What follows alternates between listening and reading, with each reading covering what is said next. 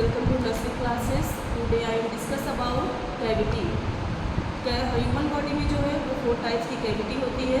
पहला हो गया क्रेनियल कैविटी, दूसरा होता है थोरेसिक कैविटी एंड तीसरा होता है एब्डोमिनल कैविटी एंड चौथा होता है पेल्विक कैविटी। क्रेनियल कैविटी में क्या आता है कि हमारे जो ब्रेन स्कल्स होते हैं ये किसमें आते हैं, क्रेनियल कैविटी में।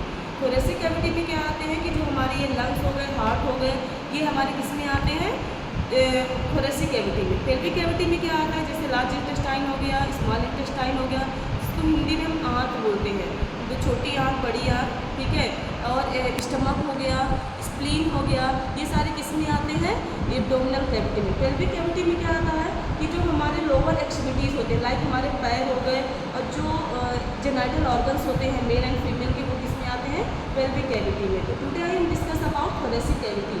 आज हम क्या करेंगे, थोरेसिक कैविटी में आपके थोरेसिक कैविटी के बारे में हम आपको बताएंगे। तो थोरेसिक कैविटी में क्या है, ये है पूरा थोरेसिक कैविटी, जिसमें क्या है कि लैरिंग्स है, ये क्या है, लैरिंग्स, ठीक है।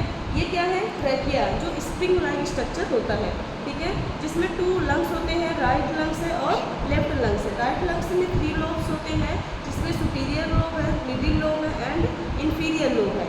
लेफ्ट जो लंग्स होते हैं इसमें 2 लोब होते हैं, एक होता है सुपीरियर लोब, एक होता है इंफीरियर लोब, ठीक है।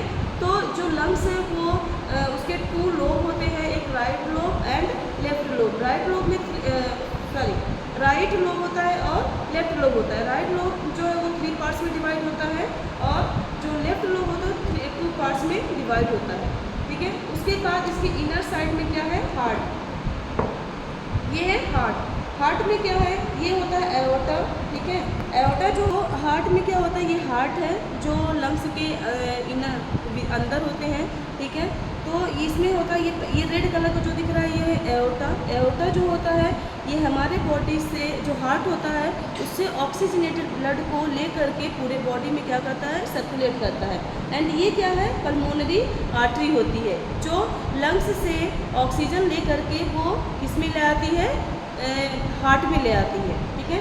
तो इसके बाद सॉरी हार्ट पूरा गिर गया है, ठीक है। ये हार्ट जो, तो ये हार्ट है, ठीक है। तो हार्ट में क्या होता है, 4 चैम्बर होते हैं, तो राइट वेंट्रिकल और left atrium and left ventricle होते हैं, ठीक है। ये ओपन हार्ट कर दिया, ठीक है, जिसमें ये राइट आर्ट्रियम है, राइट वेंट्रिकल और left atrium and left ventricle.